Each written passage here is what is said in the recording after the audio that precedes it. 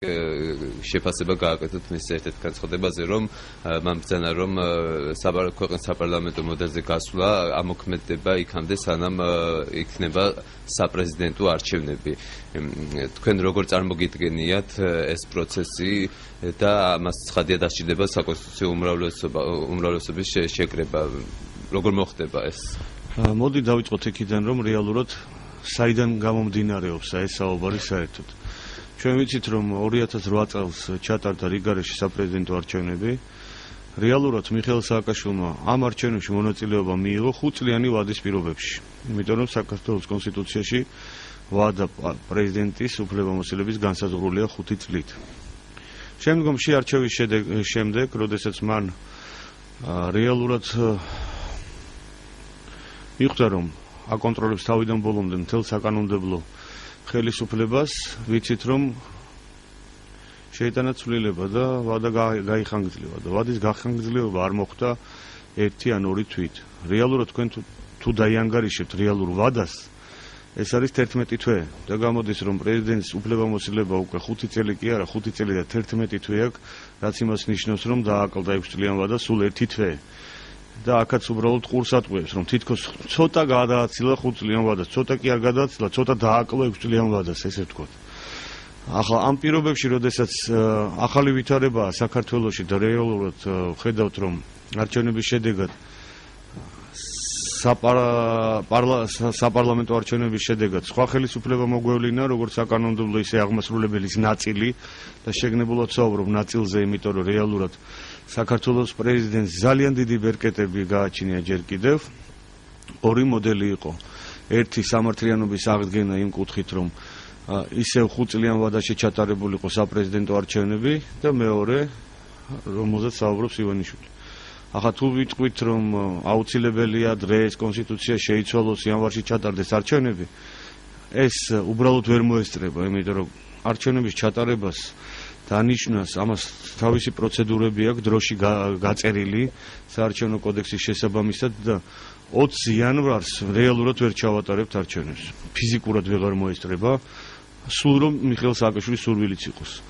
მაგრამ მეორეა, რომ იმ მითვისებულ ვადაში, რაც მოხდა რეალურად ჩემი აზრით, უფლებამოსილების გადაჭარბებით, მან არ უნდა ისარგებლოს იმ სუპერბერკეტებით, რომელიც მას გააჩნდა, იმიტომ რომ 8 წელი რეალურად ქვეყანას აკონტროლებდა ერთი პირი. არ იყო არანაირად, თუმდაც კონსტიტუცია ითხოვდა, რომ ყოფილიყო ხელისუფლების შტოები დამოუკიდებელი, არ იყო ასე და ჩვენ ხომ ვიცით ძალიან კარგად, რომ ერთი ადამიანი მართავდა ყველაფერს, საკანონმდებლო, აღმასრულებელ, სასამართლო ხელისუფლებას. ამ პირობებში ესეთი ბერკეტები პრეზიდენტს არ უნდა ქონდეს. შეხედეთ უბრალოდ, როგორ არის გაწერილი იმპიჩმენტის პროცედურა. რეალურად შეუძლებელია დღეს ნებისმიერი დანაშაულის ჩადენის შემთხვევაში პრეზიდენტის იმპიჩმენტის ბოლომდე დასრულება. იმპიჩმენტის აღძვრა ძალიან მარტივია, მაგრამ აი ამ ეტაპის დასრულება ძალიან რთულია და რეალურად შეუძლებელია, მით უმეტეს იმ პირობებში, როდესაც სასამართლო ხელისუფლება არის პოლიტიზირებული და თავიდან ბოლომდე კონტროლდება ყოფილი მმართველი გუნდის მიერ. აი ეს არის, ამიტომ ერთის მხრივ ჩვენ ახლა რომ დავიწყოთ კონსტიტუციას ჭრა და კერვა, როგორც ამას ახორციელებდა წინა ხელისუფლება, ალბათ არ იქნება სწორედ ჩვენ საზოგადოებას, იმიტომაც გვინდოდა ახალი ხელისუფლება, რომ ყოფილიყო რაღაც განსაზღვრული სტაბილური კანონმდებლობა.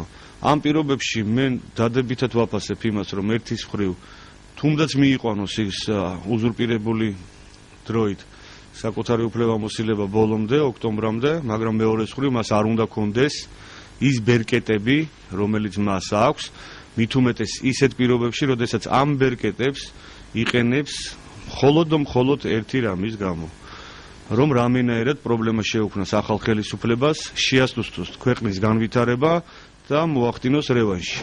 ერთია, რომ მიხეილ სააკაშვილი აცხადებს ყველგან დასავლეთში, რომ როგორ ფიქრობს ის საკუთარი გუნდთან ერთად, აი ამ ახალ ხელისუფლებასთან ერთად რამენაირად ერთობლივად ქვეყანა განავითაროს, მაგრამ ფიცი მწამს და ბოლო მაკვირვებს. ახლა ერთია, რასაც დასავლეთს უყვება და 8 წელი ამ რეჟიმში ვარ. ხელის შეშლის ფაქტები, კონკრეტულად ხელის შეშლის ფაქტები ძალიან ბევრ რამეში გამოიყენება. მე მაგალითად კიდევ ერთხელ იმაზე ვარ, რომ ქვეყანაში ხორციელდება საბოტაჟი ყველა მიმართულებით, რეალურად იქნება კერები დესტაბილიზაციის, რომ მოხდეს აზრის ფორმირება, რომ ახალი ხელისუფლება ვერ მართავს. ეს არის ნიშნები. ამას სჭირდება გამოძიება, ამას სჭირდება დადგენა და იმეც ვიტოვებ, რომ პროკურატურა ამაზე ფიქრობს. როდესაც თუნდაც ელექტროენერგიის მიწოდების კუთხით 1 ოქტომბრამდე კომპანია აწვდიდა ელექტროენერგიას უპრობლემოდ და 1 ოქტომბრის შემდეგ მე 2 ოქტომბრიდან დაიწყო უკვე შემდგომში არასტაბილურად დენის მიწოდება, წყლის მეწოდება, როდესაც ხდება უკვე არასტაბილურად, არის კიდე იმის ნიშნები, რომ შესაძლებელია გაზმომარაგის კუთხითაც შეიქმნას პრობლემები. ჩვენ ვხედავთ კიდე რაღაც საპროტესტო აქციებს, რომელთა ნაწილი იმართება, კიდე ხას უსმორო ნაწილი. იმიტომ რომ სენსიტიურ თემებში, როდესაც პრობლემას ქმნი, ის დომინოს პრინციპით გადადის ყველგან. და აი ამას სჭირდება კარგი მიდგომები. ახლა მოდი პირდაპირ ვთქვათ, რომ ახლა პრემიერ-მინისტრის ელჩი რო არ დახვდება საზღვარგარეთ, და თქვენ მეკითხებით, საიდან ქმნის პრობლემებს? თუმცა მეორე მხრივ იგივე ნაციონალური მოძრაობა გამოთქვას ასეთ ბრალდებებს, რომ პირიქით მოქმედი ხელისუფლება, მოქმედი მთავრობა ქმნის პრობლემებს იმ ადგილებში, იმ უწყებებს უქმნის პრობლემებს, რომლებსაც კონსტიტუციით თავად ვერ აკონტროლებს. იგივე შეგახსენებთ თვითმმართველობების ორგანოებთან დაწყებულ საპროტესტო აქციებს, იგივე სამართლიტო მძღოლების გაფიცვებს, რომლებსაც ქართული ოცნების ერთ-ერთი წარმომადგენელი ხელმძღვანელობდა და შეიძლება ითქვას, იგივე დააკავეს უგულავას ჯერ მოადგილეს, შემდეგ ქებაქიანი, რომელიც ასევე მისი გუნდის წევრად გადაღია. ანუ რეალურად თქვენ ხედავთ თუ არა ნიშნებს თვითმმართველობებზე ზეწოლის?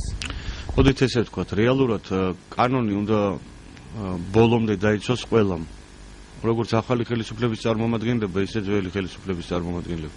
ჩვენ ვიცით, რომ თვითმმართველობის არჩევნების ვადა არის 2014 წლის ოქტომბერი. 2014 წლამდე თვითმმართველობაში ხელოვნური ცვლილებები არის შეუძლებელი, ეს ნიშნავს იმას, რომ გვერდსული არჩევნებს. მაგრამ მეორეა, ჩვენ ხომ ვიცით, რომ საქართველოში სამწუხაროდ არ იყო იდეოლოგიაზე დაფუძნებული პარტიები. რაც ნიშნავს იმას, რომ ძალიან ბევრი ადამიანი თუნდაც ნაციონალური მოძრაობის სახელით კენჭს იყრიდა ადგილობრივი თვითმმართველობის არჩევნებში ან საპარლამენტო არჩევნებში, მხოლოდ იმიტომ, რომ სხვა შანსი არ ქონდა მოხვედრილიყო საკრებულოში ან პარლამენტში. ბევრი ადამიანი რეალურად არ იყო იდეოლოგიურად ახლოს ნაცმოძრაობის პოლიტიკასთან, მაგრამ ქვეყანაში შექმნილი ვითარების გამო ისინი კენჭს იყრიდნენ და იყო კიდევაც ცნება დამოუკიდებელი არაპარტიული კანდიდატებისა, რომლებსაც შეეძლოთ ან სიაში ან მაჟორიტარული წესით არჩევნებში მონაწილეობის მიღება. პოლიტიკური ვითარება, როდესაც იცვლება, ასე ხდება ხოლმე, რომ ერთი პარტიიდან ხდება გადასვლა მეორე პარტიაში. მაგრამ ეს არ უნდა იყოს ძალდატანებით, აი ამაზეა საუბარი. თორე ახლა პოლიტიკური პროცესის შედეგად ძალიან ბევრი ფაქტი იქნება, როდესაც სურვილი გაუჩნდებათ ნაციონალური მოძრაობის საკრებულოს დეპუტატებს გადავიდნენ უბრალოდ ქართული ოცნების ფრაქციაში, მაგრამ ეს არ ნიშნავს იმას, რომ ეს უნდა მოხდეს მუხარით ან ძალდატანებით. აი ესაა მხოლოდ და მხოლოდ. იგივე პოლიტიკური. რაც შეეხება დაკავებებს, ახლა მოდი პირდაპირ ვთქვათ, ვის და ვის ნაცმოძრაობას დაკავებები არ უნდა უკვირდეს, როდესაც პაჭკობით აკავებდა ხალხს, მათ შორის მინისტრებს, მათ შორის ჟარისკაცებს, მათ შორის გენერლებს და არ დარჩა ერთი ადამიანი, საქართველოს ერთი ოჯახი, რომელსაც პირდაპირ ანირიბად არ შეეხო ნაცმოძრაობის რეპრესიის მანქანა, რომელიც შექმნილი იყო და მუშაობდა. და ერთია, რომ დაკავება უნდა დაფუძნებული იყოს მხოლოდ და მხოლოდ რეალურად კარგად გამოკვლეულ მტკიცებულებებზე და არა რაღაც ერთგანთქმაზე და არჩევნებაზე და მოსაზრებაზე, მაგრამ მეორე ახლა სამართალს გვერდს ვერ ავლი, ხო, როგორც არც მე, არც თქვენ, არც არავინ არ არის ამ ქვეყანაში რაღაც ისეთი სუპერ იმუნიტეტით. მაგრამ ძალიან მთავარია დავიცვათ პრინციპი. თითოეული დაკავების ფაქტი კარგად უნდა დაასაბუთოს პროკურატურამ. ძალიან კარგად, იმიტომ რომ ჩვენ ვიცით, რომ პროკურატურის გამოძიების ხარისხი 8 წლის მანძილზე ნულის დონემდე დავიდა. აი ჯოხით რო დაეჯერა პროკურატურას, წაეყვანა სასამართლოში და ეთქვა, რომ ეს ადამიანია და მომეცი დამიკმაყოფილეს შუამდგომლობა პატიმრობის შესახებ, სასამართლო ეუბნება და კი, ადამიანია, აბა რა არის დავაპატიმროთ. ასეთი მიდგომები არ შეიძლება. ეს იყო ზუსტადაც მოსახლეობის აღშფოთების საფუძველი, რამაც რეალურად დიდი ნაწილით გადაწონა არჩევნებში ამდენი ადამიანის გამოსვლა ქუჩაში, მაგრამ მეორეა, ახლა ისიც არ შეიძლება რომ რაზეც საუბრობენ რომ მოდით შევწყვიტოთ დაკავებები. მოდით შევწყვიტოთ დაკავებები, ეს ნიშნავს ისევ და ისევ სამართლის მართვას. არა აქვს მნიშვნელობა რა კუთხით გამართავს შენ სამართალს. ეს სამართალი შერჩევითი სამართალი იქნება ყველას დაჭერის პრინციპით თუ ეს შერჩევითი სამართალი იქნება ყველას განთავისუფლების პრინციპით. როდესაც საუბარი იმაზეა რომ მოდით შევწყვიტოთ პოლიტიკურად მოვილაპარაკოთ, ეს ნიშნავს იმას ნებისმიერი ადამიანი მოქალაქე რომელიც მიმართავს პროკურატურას კონკრეტული თანამდებობის პირების მხილების განცხადებით კონკრეტულ დანაშაულთან დაკავშირებით პროკურატურამ უნდა უპასუხოს რომ ჩვენ შევთანხმდით და კარგად ბრძანდებოდა ჩვენ თქვენ განცხადებას არ გამიხილავთ. მაგრამ თუ ხელისუფლებას მიაჩნია რომ რეალურად მასიური დაკავებები არ უნდა ხორციელდებოდეს, ეს ძალიან კარგია. ჩვენ საქართველოს ვიყავით ევროპაში პირველ ადგილზე პატიმრების რაოდენობით და მსოფლიოში მეორე ადგილზე. ეს ბუნებრივია არ ნიშნავს რომ ჩვენ უნდა გადავიდეთ პატიმრების რაოდენობით პირველ ადგილზე უკვე მსოფლიოში და გავხდეთ ჩემპიონები. მაგრამ ისიც უნდა ვიცოდეთ რომ სამართალი არ ითვალისწინებს მხოლოდ და მხოლოდ პატიმრობას. მთავარია გამოძიების მიერ შეფასებული იქნეს ნებისმიერი დამნაშავის მოქმედება. და არასაპატიმრო ღონისძიებები ძალიან მარტივად შესაძლებელია რომ გამოყენებულ იქნას.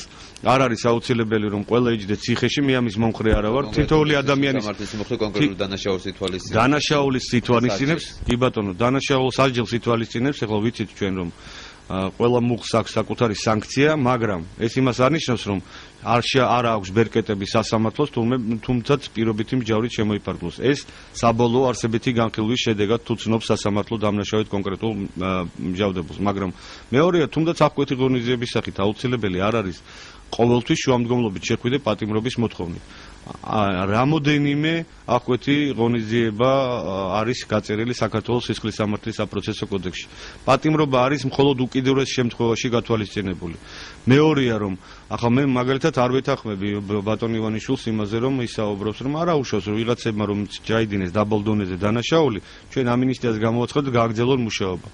ცუდი პრაქტიკა უარესია ვიდრე ჯობია პრაქტიკა საერთოდ არ კონდეს და ახალგაზრდა ადამიანი მოიყვანო პრაქტიკის გარეშე სამსახურში ამუშაო სუფთა საფუძვლებით ვიდრე ის ადამიანი რომელიც 8 წლის მანძილზე მხოლოდ და მხოლოდ მიჩვეულია იმას რომ აი უფროსი რასაც ეტყვის ის არის მთავარი თორე კანონში რაც წერია ეს არის აი ესეთი ტიპის პრაქტიკოსების გაშვება სამსახურიდან ეგ არის აუცილებელი მაგრამ ეს არ ნიშნავს იმას რომ ეს ადამიანები უნდა იჯდნენ ციხეში მე ამის მომხრე არ ვარ და შესაძლებელია ძალიან მარტივად დასაბუთდეს ყველა დამნაშავის მიმართ მათი ქმედების შეფასება მოხდეს და შემდგომში გამოცხადდეს ამინისტია. ამინისტირებული იქნეს თუნდაც სამსახურებრივ ფილმოსილების გადამეტების პირველი ნაწილი. თუ არ ვისაუბრებთ მესამეზე, სადაც უფრო მძიმეა მდგომარეობა. რაღაცა აი სადაც დაუშვათ გულგრილობა. არის ისეთი დანაშაულები, რომლის გამოც ახლა ჩვენ ხომ ვიცით რომ ყველა იყო სისტემის ხვერპლი, იგივე საჯარო მოხელეც, ჩვეულებრივი რიგით საჯარო მოხელეზე ვსაუბრობ, ის სისტემის ხვერპლი იყო, მას გამოსავალი არ ჰქონდა. ან უნდა ემუშავა, ან უნდა წასულიყო და მე ვინ შეინახავდა მის ოჯახს. მაგრამ მეორეა ის ადამიანები, რომლებიც იღებდნენ იქიდან დირექტივებს და შემდგომში სამინისტროებში იყვნენ ამ დირექტივების შესრულების მაკონტროლებლები, რომ რიგითმა თანამდებობის პირებმა ეს აუცილებლად მიიყვანონ ბოლომდე, აი ეს ასეთი ადამიანები არ უნდა მუშაობდნენ. არ ვეთანხმები ბატონი ივანიშვილის მოსაზრებას, რომ პოლიციაში შესაძლებელია თუნდაც ისეთი ხალხის მუშაობა, რომლებსაც წარსულში ჰქონდათ რაღაცა პრობლემები კანონთან, მაგრამ იმის გამო რომ ვითარება შეიცვალა და არ უნდათ ყველა შეცვლა, ისინი უნდა მუშაობდნენ. ესეთ ადგილებში, სადაც საუბარია, რომ კონკრეტულ თანამდებობის პირს საკუთარი უფლებამოსილების ფარგლებში შეეძღუდა სხვისი უფლება, მან ხელყო სხვისი ქონება. ესეთი ადამიანი არ უნდა მუშაობდეს. იგივე შეეხება პროკურატურასაც. ძალიან ცუდია, რომ საჯარო სამსახური გადავიდა მართვის ახალ სტილზე. მანამდე, როდესაც ნახე საზოგადოების რეაქცია, როდესაც ცნობილი გახდა ვინ რა თანამდებობაზე ინიშნება და ამ რეაქციის შედეგად იძულებულნი გახდნენ შეეცვალათ საკუთარი გადაწყვეტი, რომ გადავიდნენ სხვა ტაქტიკაზე. საერთოდ აღარ იძახიან ვისად ნიშნავენ და ჩვენ რეალურად არც ვიცით ვინ არის სად დანიშნული. ახლა არ ვიცი ვის აბარებენ ანგარიშებს, მაგრამ საიტებზე ახალი დანიშნების შესახებ ინფორმაციები არ დევს. და როდესაც დღეს საუბრობ იმაზე, რომ საქართველოში არის კადრების დეფიციტი, ეს ჩემი აზრით არის შეურაცხყოფა საქართველოს მოსახლეობის. საქართველოში არასდროს არ ყოფილა კადრების დეფიციტი, საქართველოში ყოველთვის იყო და არის ნიჭიერი ხალხი და არ უნდა ეძებო უბრალოდ ეს ნიჭიერი ხალხი მხოლოდ საკუთარი პარტიის რიგებში. არ უნდა ეძებო ეს ხალხი მხოლოდ საკუთარი კოალიციის რიგებში. გამოაცხადონ კონკურსები და ნახავენ ძალიან ბევრი ნიჭიერი ადამიანი, რომელიც მივადონ მონაწილეობს მიიღებს და დამერწმუნეთ იმ პროკურორებზე უკეთესად იმუშავებს, რომლითაც გამოძიების და ცოდნის დონე ნული იყო, იმიტომ რომ როდესაც შენ იცი, რომ შენი გადაწყვეტილება ყველა შემთხვევაში იქნება სასამართლოს მიერ მხარდაჭერილი, შენ არ იკლავ თავს მტკიცებულებების შეგროვებაზე. სამწუხაროდ, აი ამ პროკურორების გამოცდილებამ, მაგ პროკურორების ცოდნას გამო მოხდა ისე, რომ კალანდაძის შემთხვევაში სასამართლომ 3 და 4 ჯერ რეალურად ახმეტ ღონისძიების სახით პატიმრობაზე უარი განაცხადა და საბოლოოდ საერთოდ ვიცით, რომ ახმეტ ღონისძიება არ შეუპარდა. იმიტომ რომ პროკურორი დაიბნა პროცესზე დაცვის კითხვების შემდეგ. აი მომზადებაა საჭირო კადრების. ამიტომაც ვაცხადებ, რომ დღეს რო საუბარია, რომ ამათ პრაქტიკა აქვთ, იმათ არა აქვთ. ეს პრაქტიკა რომ საერთოდ იცი რა, არ გაინტერესებდეს კანონი და შენ ახალ პროკურორი და შენი სიტყვა ბოლოა, ეს პრაქტიკა არაფრის მომცემი პრაქტიკა არა, იმიტომ რომ ჩვენ არ გვინდა ისეთ ქვეყანაში ცხოვრება, სადაც პროკურორია ბოლო ჭეშმარიტების ინსტანცია და არა სასამართლო, როგორც ესაც წერია ჩვენს კონსტიტუციაში და კანონში. ბატონო გახარით თქვენც ბრძანეთ ახლა რომ პოლიტიკური ვითარების შეცვლის პარალელურად იცვლება მათი დამოკიდებულებებიც. მე მაინტერესებს რამდენად ხო, ნუ ახლა თუ ერთ სისტემას მანამდე თუ ერთ სისტემის დავალებებს ასრულებდნენ, ახლა მეორე სისტემის დავალებებს ჩვენ უნდა ვიცოდეთ, რომ სამართალდამცავი სისტემა არავის დავალების შემსრულებელი არ უნდა იყოს. მე მაშინაც გითხარით პირველ პარისგან და ყველგან ამას ვიძახი, რომ საქართველოში შინაგან საქმეთა მინისტრი არ უნდა იყოს პოლიტიკური თანამდებობის პირი. როდესაც ჩვენ ვსაუბრობთ იგივეზე, რომ საქართველოში თავდაცვის მინისტრი პოლიტიკური თანამდებობის პირი უნდა იყოს, იმიტომ რომ მან ჯარი არ მართოს ბოლომდე და რაღაც ქვეყანაში არ იყოს იმის საფუძვლები, რომ მან მოახდინოს რაღაც გადატრიალება. ჯარში სხვა სიტუაცია, თავდაცვის მინისტრი ერთი ფიგურაა, გენშტაბის ხელმძღვანელს ნიშნავს პრეზიდენტი და საკადრო გადაწყვეტილებები არ არის მხოლოდ ერთ კაცზე დამოკიდებული. შინაგან საქმეთა სამინისტროში სულ სხვა ვითარებაა. შინაგან საქმეთა მინისტრი წყვეტს ყველაფერს. ამიტომაც, როდესაც საუბარია, რომ წყვეტს ყველაფერს, აქ უნდა შეკვეცილი იყოს, მაშინ თუ პოლიტიკური თანამდებობის პირი უნდა იყოს შინაგან საქმეთა მინისტრი, უნდა კონდეს რაღაცა უფლებამოსილება შეკვეცილი დანიშვნებში. აი საკონსტიტუციო უმრავლესობის შეკრებას დაუბრუნდებით, თქვენ რამდენად წარმოგიდგენიათ გამორიცხავთ თუ არა, რომ ივანიშვილის გუნდმა მოახერხოს პარლამენტში უმრავლესობის მოგროვება კონსტიტუციის შეცვლის მიზნით?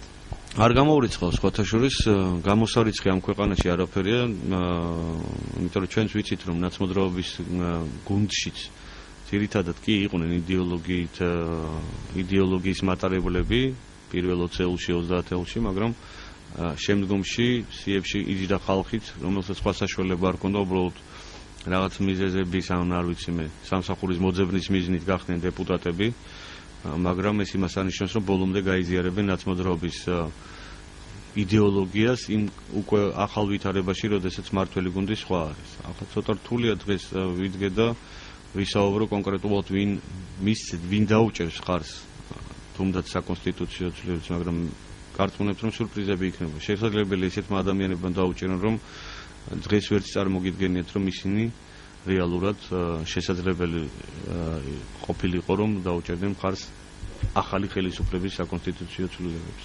მაგრამ მოდით ისიც ვთქვათ, რომ ჩვენი კონსტიტუცია ითვალისწინებს მას შემდეგ, რაც მოხდება კანონპროექტის ინიცირება, მისი სახალხო განხილვის ეტაპს ერთვიან ვადაში. ეს ნიშნავს იმას, რომ საზოგადოება ძალიან ადვილად ნახავს, აი რა დევს ამ საკონსტიტუციო ცვლილებაში. რა უნდათ, იმიტომ რომ არაფერი არ იმალება. ერთია რასაც შეიძლება შენიღო, მაგრამ მეორეა უცბად სახალხო განხილვების ეტაპზე გაიგო. ხო გახსოვთ, როდესაც ძველმა ხელისუფლებამ ადგა და ინიცირება მოახდინა, რომ უცხოური ქვეყნის მოქალაქეებს, ევროპის საბჭოს მოქალაქეებს გულისხმობ, ევროპის კავშირის მოქალაქეებს გულისხმობ, მიეცა საშუალება როგორც პასიური, ისე აქტიური საარჩევნო უფლების. ახლა დღესაც ისე იგივე და ვიცოდით რატომ მიდის და რისკენ მიდის ეს ყველაფერი. იმიტომ რომ გახსოვთ, მხოლოდ პასიური უფლებით დაიწყეს და ისე შეიტანეს შემდგომში პარლამენტში განხილვების გარეშე აქტიური საარჩევნო უფლება, რომ ნახევარზე მეტმა დეპუტატმა არ იცოდა, რომ ასეთი უფლება მიანიჭეს. დღესაც იგივე ვითარება. მე მომხრე ვარ, რომ კონსტიტუციის ვადა პრეზიდენტის არ შეიცვალოს, თუმცა ეს იყო არაკანონიერად მიღებული და გაწელილი ვადა, მაგრამ მეორეა, რომ უკვე ვადის გადაცილების შემდეგ პრეზიდენტს არ უნდა ჰქონდეს ის უფლებამოსილება, რა პირობებშიც მან იყარა კენჭი. ფართო მასშტაბიანი ამინისტიაც, რადგან თქვენ საუბრობთ ამაზე, რომლის შედეგადაც ძალიან ბევრი ადამიანი დატოვებს საპატიმროებს. მე მაინტერესებს ძალიან ბევრი მუხლი არის ჩამოთვლილი, რომელსაც შეეხება ეს ამინისტია. მათ შორის ნაკლებად მძიმე დანაშაულებებიც. მე მაინტერესებს მოახერხეთ თქვენი შეფასება, მოახერხებს თუ არა ახალი ძალოვანი უწყება, რომ გააკონტროლოს ამის შემდეგ ქვეყანაში კრიმინოგენური სიტუაცია და ხომ არ უნდა ვერლოდეთ ამ ხრივ გართულებებს. მოდით ესე ვთქვათ, მე იურისტი ვარ, პრაქტიკოსი იურისტი ვარ, აქედან გამომდინარე არ უყურებ ყველაფერს ზედაპირულად. გამოსავალი არ არის ის, რომ ნახევარზე მეტი მოსახლეობის იზოლირება მოახდინო და შემდგომში თქვა ნახე დანაშაულის შევამცირე. ან საერთოდ ნახევარზე მეტი გამოასახლო აქედან და თქვა ნახეთ, არაფერს არ წხდება. თუ შინაგან საქმეთა სამინისტროს აქვს ამბიცია რომ მას უწოდონ რეალურად კარგი შინაგან საქმეთა სამინისტრო და ეფექტური შინაგან საქმეთა სამინისტრო, ციხეებში ხალხის მოთავსება და იქ 20 და 25 წლით იზოლირება არ ნიშნავს კარგ მართვას. კარგი მართვა ნიშნავს იმას, რომ ადამიანის ისეთი პირობების შექმნა, რომ ადამიანს არ კონდეს დაუშვათ სურვილი დანაშაული ჩაიდინოს. ჩვენ ხომ ვიცით, რომ დანაშაული მცირდება არა იმის გამო, რომ სანქციები არის მკაცრი და დანაშაული იზრდება არა იმის გამო, რომ სანქციები არის ულმობიერი. დანაშაული იზრდება იმის გამო, რომ ქვეყანაში შეიძლება მძიმე სოციალური პირობები იყოს. ასეთ ვითარებაში ერთიანი გუნდის ამოცანა უნდა იყოს ის, რომ გაუმჯობესდეს სოციალური მდგომარეობა, რამენაერად ისეთი პროგრამები მიიღონ და უზრუნველყონ, რომ სამუშაო ადგილები შეიქმნას. ახლა ძალიან რთულია ქვეყანაში, სადაც ახალგაზრდა ადამიანი არა აქვს მნიშვნელობა იღვიძებს და არ იცის სად წავიდეს. იმიტომ რომ არც სამუშაო ადგილი აქვს და არც ფული აქვს სადმე წავიდეს და ბიზნესი განახორციელოს, რეალურად უკვე უჩნდება რაღაც სხვადასხვა განზრახვები. ამიტომ ეს არის მთელი პოლიტიკის ნაწილი. ასე რომ არ ვიზიარებ იმას, რომ გინდა თუ არა იჯდნენ 20 წელი და 25 წელი, თორე შინაგან საქმეთა სამინისტროს პრობლემები შეექმნება. თუ შინაგან საქმეთა მინისტრი თვლის, რომ ის რეალურად უზრუნველყოფს შინაგან საქმეთა სამინისტროს ეფექტურ მუშაობას, უზრუნველყოს. ამინისტიის საფუძველზე გამოსული ხალხი, რომ გამოვა თავისუფლებაში, უნდა მოხდეს მათი რესოციალიზაცია. ამაზე უნდა იფიქროს ხელისუფლებამ, რომ ეს ხალხი, რომლებიც 10 წლით იყვნენ მოწყვეტილები ამ ქვეყანას, ეს ხალხი, რომელიც 8-7 წელი საერთოდ არ იციან რა ხდებოდა რეალურად საქართველოში, იმიტომ რომ იზოლირებელები იყვნენ, არ უნდა შეეჯახონ ყველა პრობლემას ერთიანად, იმიტომ რომ უნდა მოხდეს აუცილებლად ისეთი პოლიტიკის შემუშავება, რომ ის ადამიანები, რომლებიც განთავისუფლებიან, მანამდე გაიარონ რაღაც ადაპტაციის პროცესები თვითონ უკვე აჯილახსულების დაწესებულებებში და შემდგომშიც უნდა მოხდეს მათი რესოციალიზაციის კუთხით მუშაობა. პრობაცია არ ნიშნავს იმას, რომ უნდა მიხვიდე თითი დაადო თვეში ერთხელ და შემდგომში თუ არჩევნებში დაჭირდები, გეტყვიან, რომ მიხვალ ხმას მიცემ, თორე გაგიფუჭებს საბუთებს. პრობაცია ნიშნავს იმას, რომ პრობაციის ოფიცერმა უნდა იმუშაოს ამ ადამიანებთან, ამავდროულად ამ ადამიანებთან უნდა იმუშაონ ფსიქოლოგებმა და რამენაერად უნდა შეიქმნას პირობები, რომ ეს ადამიანები სურვილის შემთხვევაში დასაქმდნენ. და დღეს გააკეთა ასევე ბიზნე ივანიშვილმა განცხადება, რომ მაბატიეთ ამინისტიაზე როდესაც ვსაუბრობთ, ისიც გავითვალისწინოთ რა პირობებში უწევდათ ამ ადამიანებს საერთოდ საჯერის მოხდა. ერთია რომ სასამართლო, როდესაც სასამართლო გადაწყვეტილების საფუძველზე ადამიანს აღიკვეთა თავისუფლება და მას მიეჯება თავისუფლების აღკვეთის ადგილებში საჯელის მოხდა, არ ნიშნავს რომ კატასტროფულ ჯოჯუხეთურ პირობებში უნდა განხორციელდეს ეს. ამიტომ იმ კადრების შემდეგ რეალურად შესაძლებელია ითქვას, რომ ადამიანები, რომლებიც მოხდნენ ციხეში აი იმ პერიოდში, მე მგონი საჯელი უნდა ჩაუთვალო ერთ დღით ყველა უნდა გავათავისუფლოთ მაშინ. ამ თეორიით ყველა კი არ უნდა გავანთავისუფლოთ, ამ თეორიით ამ ამინისტიაში განთავისუფლებაზე არ არის საუბარი. საუბარი იმაზეა, რომ სხვადასხვა კატეგორიის დანაშაულზე სხვადასხვა შეხება ექნება ამინისტიას. განთავისუფლებას არ ითვალისწინებს მთლიანად ყველა მუხლი. ეს იცით, აქედან და ეს არის საფუძვლები, რომ მძიმე დანაშაულზე იქნება ერთი მეორედი სასჯელის მოუხდელი ნაწილის შეკვეცა, განსაკუთრებით მძიმე დანაშაულის ჩადენის განსაკუთრებით მძიმე დანაშაულის მსჯავრდებულებს შეეხებათ 1/3 მოუხდელი სასჯელის შეკვეცის პრინციპი. ნაკლებად მძიმეზე საერთოდ შეეხება და განთავისუფლებიან, მაგრამ მოდი ესე ვთქვათ, რატომ უნდა იყოს საქართველოში პატიმარი ნაკლებად მძიმე დანაშაულის ჩადენის შემთხვევაში და ასეთი პატიმარი არის 1800. თქვენ წეგან მესაუბრებოდით სისხლისამართლის საპროცესო კოდექსის და სისხლისამართლის კოდექსის შესაბამისად დანაშაულების კატეგორიებზე, ხო? ნაკლებად მძიმე დანაშაული ზუსტად ის კატეგორია, როდესაც წესით სასამართლოს არ უნდა გამოეყენებინა თავისუფლების აღკვეთა. ამიტომაც მე ვიზიარებ, უბრალოდ აქ მეორეა, რომ ისეთ მუხლებს არ უნდა შეეხოს, სადაც არის რეალურად ხელყოფილი ადამიანის სიცოცხლე. ვიცინე ივანიშვილმა დღეს განაცხადა, რომ ის არ გამორიცხავს, რომ მომავალი 4 წლის განმავლობაში კვლავ დარჩეს პრემიერ-მინისტრის პოსტზე. აქამდე ჩვენ ვიცოდით, რომ ის რჩებოდა წელიწად ნახევარი, მაქსიმუმ 2 წელი. არა, მე არ ვიცოდი მაგალითად, მე ვიცოდი, რომ როდესაც არა. მოდით ესე ვთქვათ, მე თავიდანვე გავაკრიტიკე მისი განცხადება, რომ ის წელიწად ნახევარში აპირებს მთავრობიდან წასვლას, იმიტომ რომ პირობა რა იყო?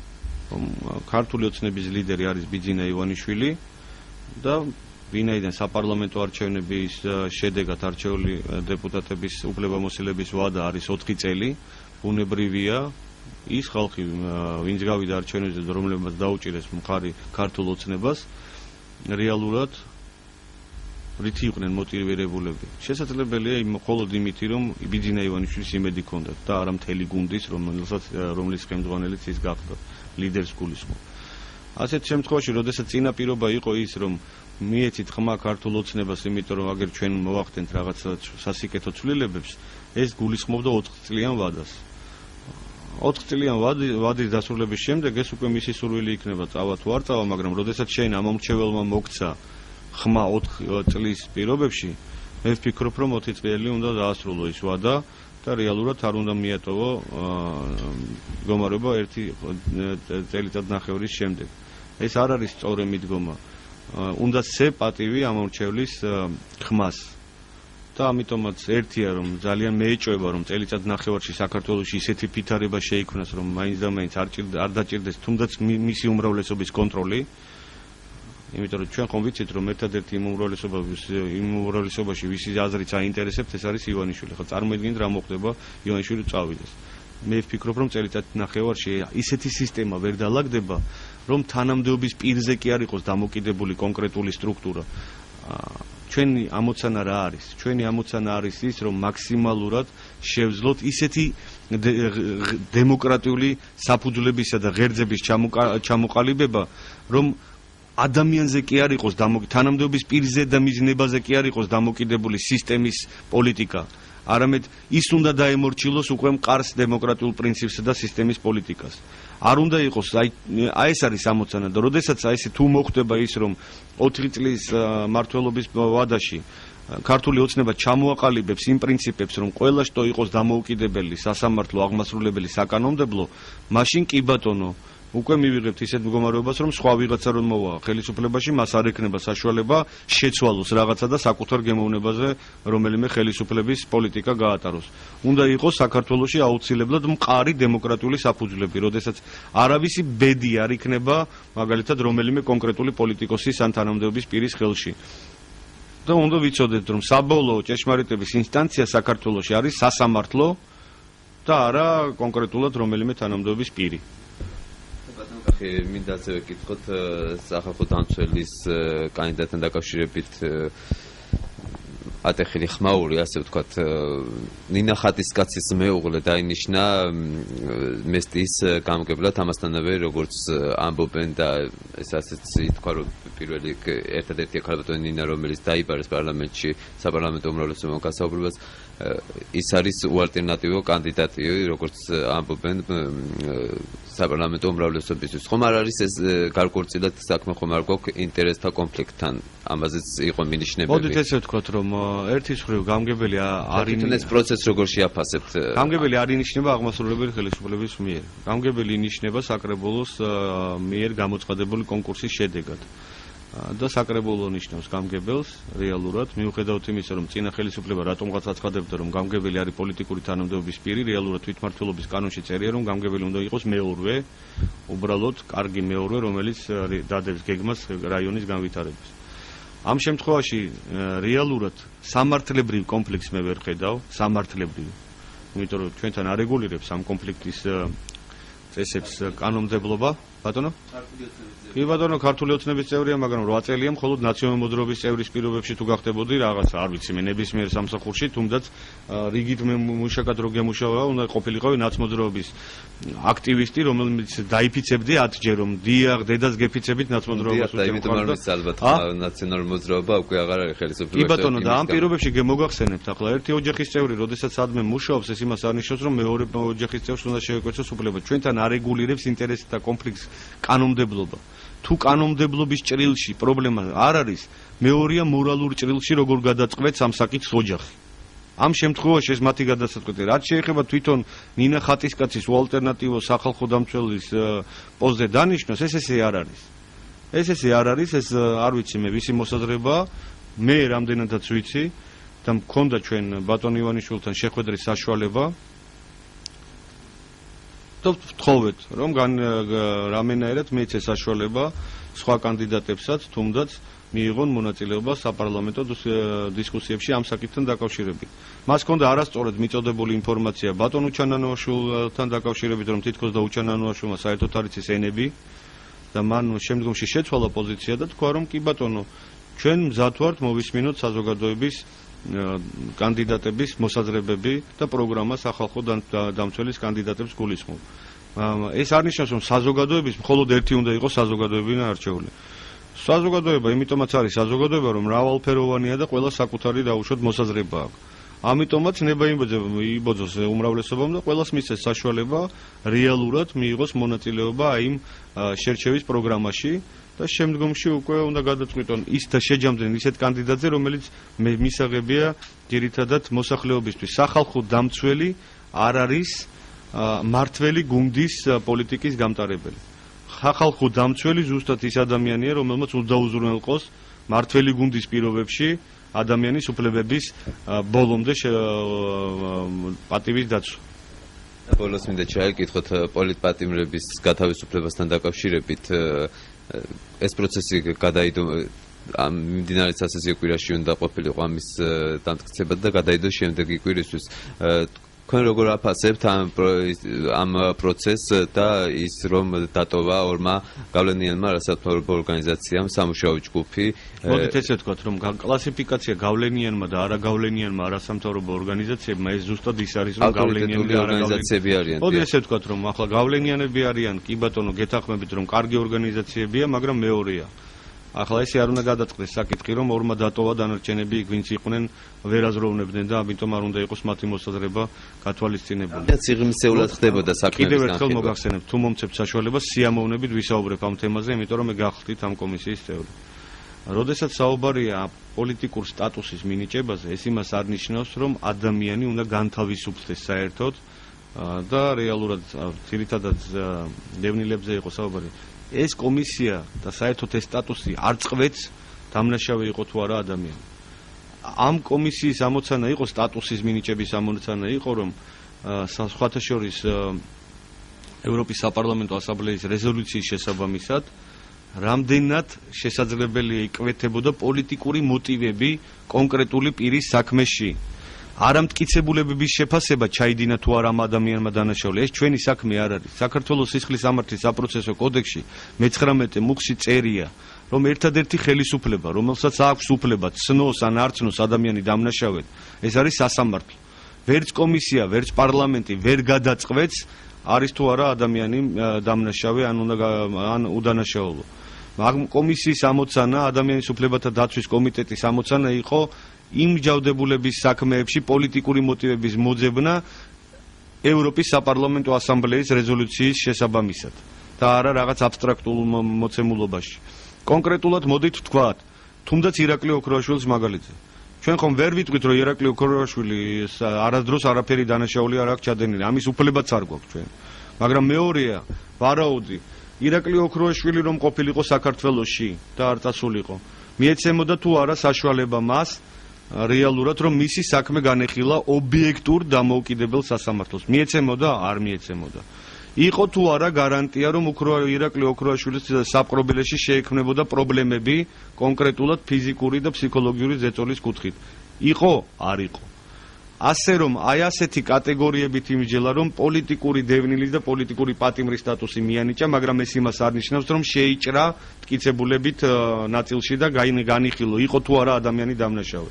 როდესაც საუბარია უკანონო განაჩენებზე, როდესაც საუბარია იმაზე რომ ძირითადად ძალიან ბევრი ადამიანი საუბრობს იმაზე რომ მის მიმართ არ განხორციელდა რეალურად მართლმსაჯულება და შეკვეთით მოხდა მისი თავისუფლების აღკვეთა ან ქონების ჩამორთმევა, ამაზე უნდა იზრუნოს პროკურატურამ, რომ ძალიან დროულად შექმნა სპეციალური ჯგუფი, რომელიც მოახდენს საქმეების შესწავლას თუ იქნება ამ განცხადებები და შემდგომში საპროცესო კანონმდებლობის მოთხოვნების შესაბამისად მიმართოს სასამართლოს კონკრეტული სისხლის სამართლეების საქმეების გადასინჯი, თუ საუბარი იმაზეა რომ ადამიანი აცხადებს რომ ის არის უდანაშაულო.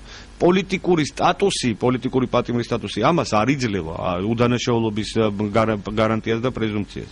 აქედან გამომდინარე იყო სურვილი რომ აი შევისწავლოთ მთლიანად ძირფესვიანად საქმეები. რაც თავისთავად ახლა 200 საქმის შესწავლას ძირფესვიანად დაჭირდება როგორც იურისტი გეუბნებით. საია და კონსტიტუციის 52 მუხი ითხოვდნენ მტკიცებულებების ნაწილში. ითხოვდნენ აი მტკიცებულების შესახებ, როდესაც შენ საქმეში გიდევს რომ აი დაგაკავეს ნარკოტიკები და იარაღით, ხო? ახლა ის ნარკოტიკები და იარაღი რეალურად არის იმ საქმეში, აბა ახლა იმაზე კი არა საუბარი რომ არციდო და დააკავეს. კი იქნება დასაბუთებული განაჩენი, მაგრამ საუბარი რაზეა, იცით რომ პოლიტიკური დევნილის სტატუსი ასევე შეიძლება მიენიჭოს ისეთ პირს, რომ მაგალითად ჩვეულებრივ ადამიანს თუ დააკავებდნენ, მიუჯდა სასამართლო კონკრეტულ დანაშაულზე 5 წელს, მაგრამ ეს ადამიანი რომ იყო პოლიტიკურად მოტივირებული, მას მიუსაჯეს 8 წელი. ხვდებით ხო, მაქსიმალური სანქციების გამოყენება, არათანაბარი სასამართლო. ჩვენ ხო ვიცით რომ ძალიან ბევრი პატიმარი, თუმდაც რომელიც ადმინისტრაციული სასჯელის მოხდიდან გამოდიოდა, აცხადებდა რომ ჩვენს მიმართ სხვა მიდგომები იყო.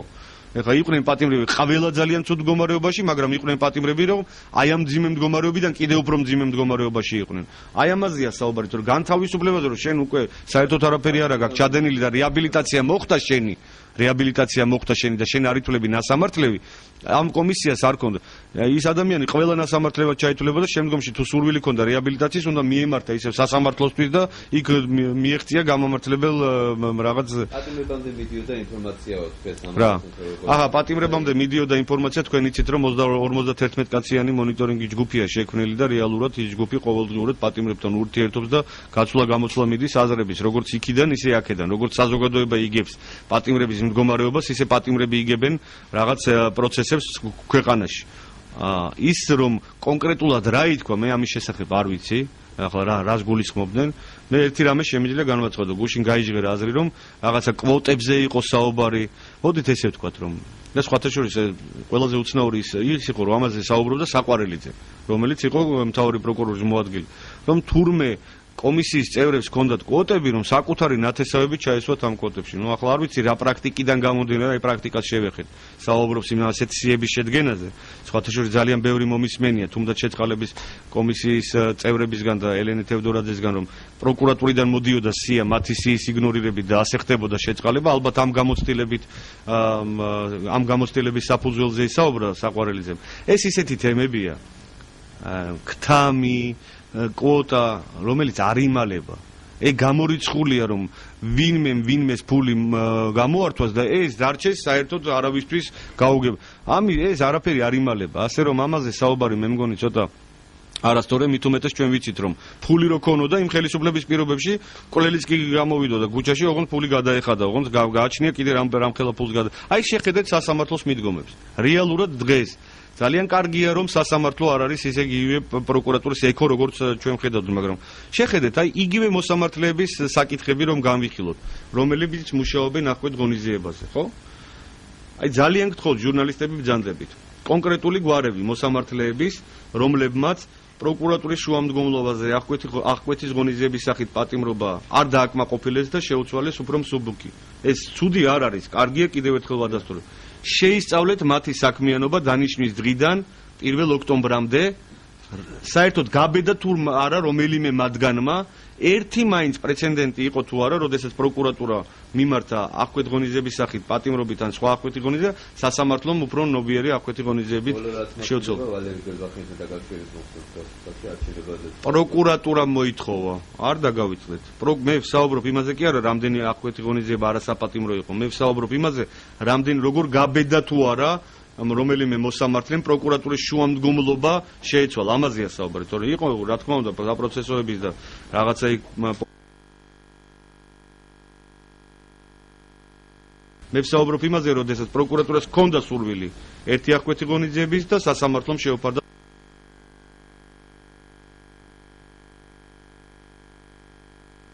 ანიშნის დღიდან 1 ოქტომბრამდე, რომელს ჰქონდა ერთი შუამდგომლობა მაინც შეცვლილი და შემდგომში პირველიდან მეორე ჩვენ ვხედავთ, ჯერ შეხედეთ უბრალოდ როგორ შეიცვალა მიდგომები თუნდაც გირაოსთან დაკავშირებით. თქვენ ვერ ნახავთ ვერცერთ საქმეს მძიმე და განსაკუთრებით მძიმე დანაშაულის განსაჯელების მიმართ, როდესაც 3, 5 და 10,000 ლარიან გირაოზია საუბარი, მით უმეტეს იმ ადამიანებზე, რომლისთვისაც ისეთი ხელფასი ჰქონდა და ისეთი უზრუნველყოფა ჰქონდათ, რომ 3,000 ტონის ფული იყო. ამაში ცუდი არ არის არაფერი, მაგრამ მეორეა, რომ სასამართლო დღეს სამწუხაროდ არის პოლიტიზირებული. და მე მინდა მივმართო პროკურატურას, რომ კარგად დაასაბუთოს თითოეული ბრალდება, ძალიან კარგად დაასაბუთოს, იმიტომ რომ აი დღესაც გეუბნებით, რომ შეიცვალა ტაქტიკა, თავიდან თუ პოლიტიკურ გუნდს, ნაცმოძრაობას ჰქონდა მცდელობა, რომ თითქოს და შეჭრილიყო დაუშვათ იგივე მტკიცებულებით ნაწილში და არ შეეფარდა აღკვეთი ღონისძიების სახით პროკურატურის მოთხოვნის შესაბამისად პატიმრობა, უფრო და საზოგადოებამ თქვა, რომ თქვენ ახლა პოლიტიკურად ყველას უშვებ. გადავა ახლა ტაქტიკაზე, თითქოს და ყველას შეუფარდებს აღკვეთ ღონისძიების სახით პატიმრობას, აი ხიზანიშვილის, ლილუაშვილის და სხვა შემთხვევაში, მაგრამ სასამართლო არსებითი განხილვის დროს ძალიან ბევრ საქმეზე შეიძლება გამოიტანოს გამამართლებელი განაჩენი, რაც თავისთავად დარტყმა იქნება სერიოზული პროკურატურისთვის. ამიტომ გაამაგროს საქმეები მტკიცებულებით. აუცილებელია, უნდა დასვას. არსებობს აი თქვენ გინახავთ გასაჯაროებულ და მტკიცებულებით თუ არჩევით მასმეების შემოგვეთ. ნუ აი ზუსტადაც ეს არის, რომ ადამიანის მიმართ საბოლოო გადაწყვეტილებაზე არ უნდა იყოს მხოლოდ საფუძვლებში არ უნდა იყოს მხოლოდ რამოდენიმე მოწვის ჩვენება და სხვა მტკიცებულება არა. ახლა მე რომ ვთქვა, რომ ვიღაცა მოკლა, ის უნდა დაიჭირონ, ამიტომაც რა არის მტკიცებულებათა ერთობლივი ბაზა. ეს არის ჩვენება, ეს არის მოწმის ჩვენება, ეს არის სხვა მტკიცებულებები, რომლებიც უნდა ამაგრებდნენ აი ამ ჩვენებას. თუ აი ესეთი მტკიცებულებები არ არის, ერთია, რასაც იძახის რაღაცა რომელიღაცა ადამიანი მოწმე, მაგრამ მეორეა, რომ მის განცხადებაში არსებული ფაქტები აუცილებლად უნდა იყოს გამაგრებული ფაქტობრივი მტკიცებულებით. და ამაზე უნდა იზრუნოს პროკურატურა. მადლობა.